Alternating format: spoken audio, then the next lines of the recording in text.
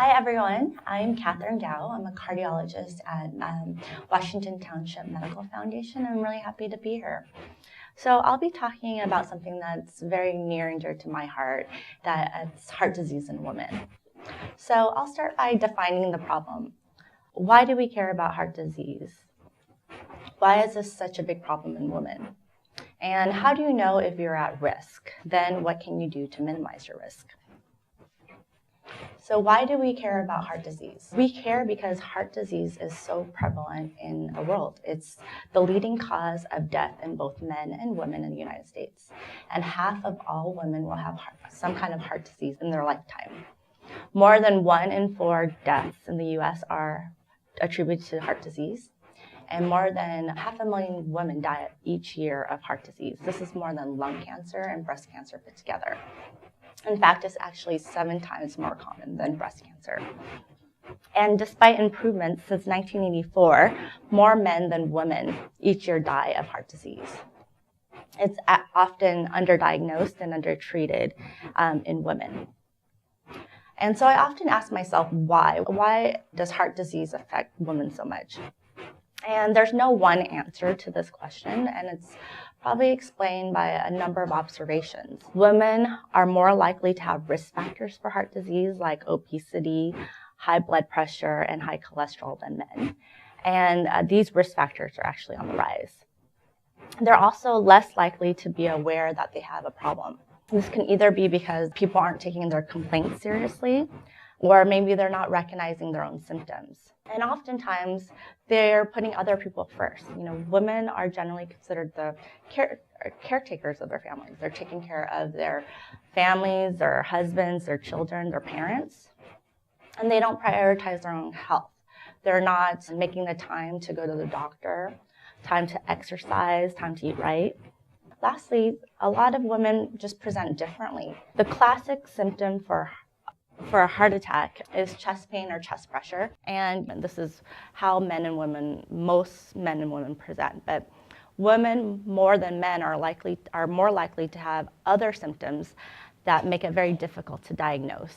So these symptoms can be very subtle and just challenging to tease out. So this can be difficulty breathing, feeling very tired, having indigestion, back and arm pain, feeling nauseated. And so you really need to recognize if you're having a symptom, whether or not that is very different for you, and be your own advocate. So when you go to the doctor, if they're not, giving you kind of the attention that you want, you need to be persistent about it because you know what's abnormal for you. When I see patients in the clinic, I tell them that there are generally 2 types of risk factors for heart disease. There's ones that you really cannot change. They're just things that are present.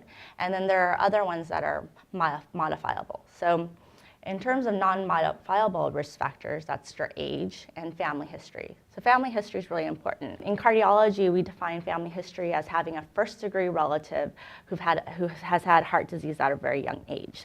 This would be male first-degree relatives, your father or your brother who's had a heart attack before age 55, or your mother or sister who's had a heart disease before age 65. There's usually a delay because the effects of estrogen and menopause plays a real role in when heart disease starts to present in women. But luckily, most risk factors are modifiable, and you can actually do something about it. So a lot of my talk will also be centered on lifestyle modifications that you can do. So these modifiable risk factors are high blood pressure, whether or not you smoke, high cholesterol or low good cholesterol, diabetes, obesity, including increased waist circumference, which is above 35 inches in women. And then lastly, I categorize patients into 3 types of risk, whether or not they're high risk, they're at risk, or they have low risk. And so high-risk patients are the ones with established coronary artery disease. They've had a stroke, they've had a heart attack before. They have atherosclerosis, peripheral vascular disease, atherosclerosis in their arteries and their extremities. They have kidney disease, they have coexisting diabetes. The majority of people are at risk. They have one or more of these risk factors: high cholesterol, smoking, high blood pressure, a poor diet, inactivity, obesity, family history, the presence of coronary calcium in their on imaging, and metabolic syndrome, which is a condition where people are overweight and have high blood pressure and increased waist circumference. And the third category are the patients that are low risk. These are the people with all of these, really great numbers. Their cholesterol is really low, their blood pressure is really low, less than 120 over 80 untreated, a fasting glucose of less than 100, a BMI of less than 25. They don't smoke, they're doing a lot of physical activity, over 150 minutes per week of moderate intensity exercise. They're adhering to a heart-healthy diet. But really only a small proportion of people are considered low risk. That's only about 7% of adult Americans reach these criteria. In terms of things that you can do to modify your risk, I tell patients that smoking is the #1 thing that you can do to improve your risk. Smoking has declined among older women, but younger women are still smoking. And women who smoke are 2 to 6 times more likely to suffer a heart attack and twice as more likely to die from a heart attack. Just 1 to 4 cigarettes a day can double your risk of having a heart attack. But quitting smoking can have major benefits. After 10 years of quitting smoking, smokers have reduced their risk of heart disease to equivalent of those who have not smoked. So when I counsel patients on how to quit smoking, I encourage them to be very proactive. Pick a quit date. Include your partner, family, or friends in the process. Join a support group. And consider alternative therapies that might help you stop smoking. Hypnosis, relaxation, behavioral therapy. Those are all things that have been demonstrated to help. And then lastly, there are pharmacological therapies that you can consider. So nicotine replacement, the patch, or nicotine gum. And then there's also medications that your doctor can prescribe for you that are really helpful in terms of quitting the smoking.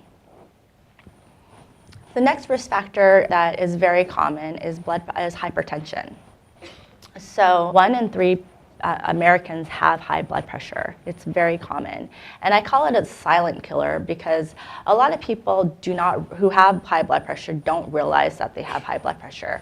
It's because they're often asymptomatic. You're not generally aware of having high blood pressure. And the majority of people who have high blood pressure and who are on medications are not at goal in terms of their numbers. So you want your blood pressure, their systolic number, which is the top number, to be in the 120 range. Anything greater than 140 is considered high blood pressure. The bottom number should be less than 90.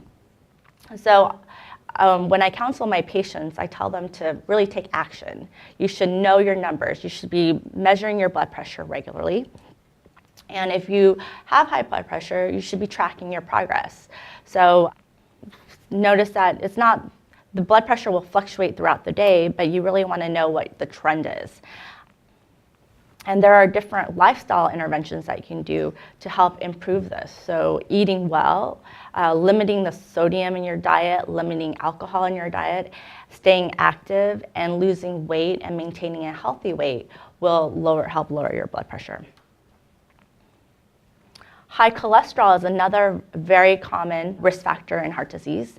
And 40% of women above age 20 have elevated cholesterol. When you go to the doctor and you get a lipid panel, it's usually fasting.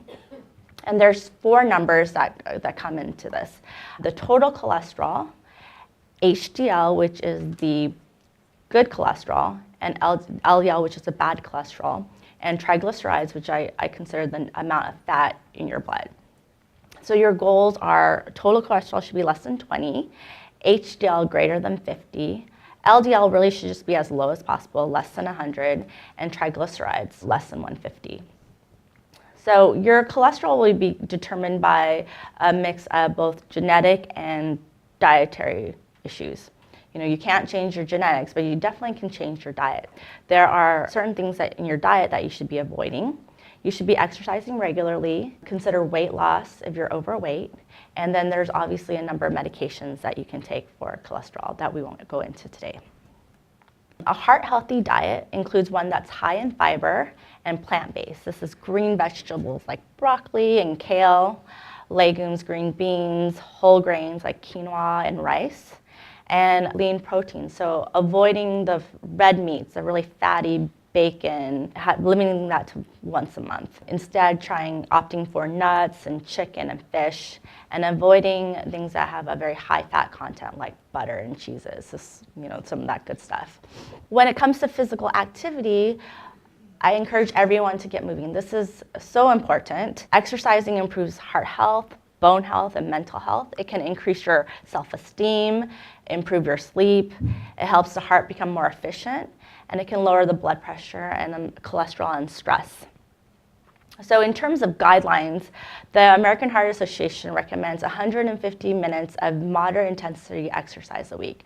This includes activities like brisk walking, hiking, dance class, Zumba, Pilates, yoga, things that get the heart rate up. This would be about 30 minutes of exercise 5 days a week. And then they also recommend 75 minutes of vigorous exercise. And that you have additional benefit if you can do 10 minutes at a time. Exercises should include muscle strengthening activities that involve the whole body. You should be doing that 2 or more days a week. So clearly we all need to do more exercise, and a lot of people ask me, well, is there any such thing as too much exercise? There is, but the average person, many of us in this room are not there. So, we really need to think about ways to bring exercise in your life. The more you think about it, the more likely you'll be doing it. So I encourage you to choose activities that you enjoy, do things that would increase your likelihood of exercising, find a partner to exercise with, use a playlist. We're really lucky that we're living in a time when technology is so prevalent. There are so many apps that are available, wearable devices that can really track your progress. The MyFitnessTracker website is a really good source. If you're exercising at home, give yourself a lot of room to move around and gather any equipment that you need ahead of time so it's readily available. Hand weights, jump rope, resistance bands. And so moving on to another topic that actually is often underappreciated, and actually cardiologists don't really do a great job of recognizing this, is emotional and mental health. Cardiologists are really busy looking at numbers, blood pressure, cholesterol. So, it's not really something that is very commonly addressed. But depression and anxiety are highly linked to heart disease. Stress can increase levels of stress hormone, cortisol. It can raise your blood pressure, your heart rate. It can lead to other ailments like problems with your sleep, headaches, back pain, palpitations, and also leads to unhealthy behaviors like overeating and inactivity. So it's really important to be aware of what kind of role stress can play in your life and to recognize and address any issues that are playing into that stress. You should be developing strategies for coping with mental health disorders and really forget trying to be perfect. I think a lot of women have really high expectations for them. There's a high standard for them. They want to be the perfect mom, they have the perfect career, and try to keep everything together. And that's not realistic. So really try to forget perfection and try to do the best that you can do. Understand what makes you anxious, address those issues directly, maybe take up some activities that will help, like relaxation, meditation, yoga. Seek professional help if you need it. Treatment of depression and anxiety leads to better cardiovascular outcomes. And 2 types of behavioral therapy that I'll just briefly describe have really been shown to help decrease the incidence to improve cardiovascular outcomes. And one is CBT, or cognitive behavioral therapy. This is a type of therapy that allows patients to identify triggers that might be producing the stress and anxiety in their life. And the reason why is because positive and negative thoughts really will impact how you feel and subsequently affect your physical health. So this type of therapy will allow you to identify any triggers that are setting off these negative feelings and reframe your thoughts into more positive ones that will allow you to have a better coping mechanism for your stress and anxiety.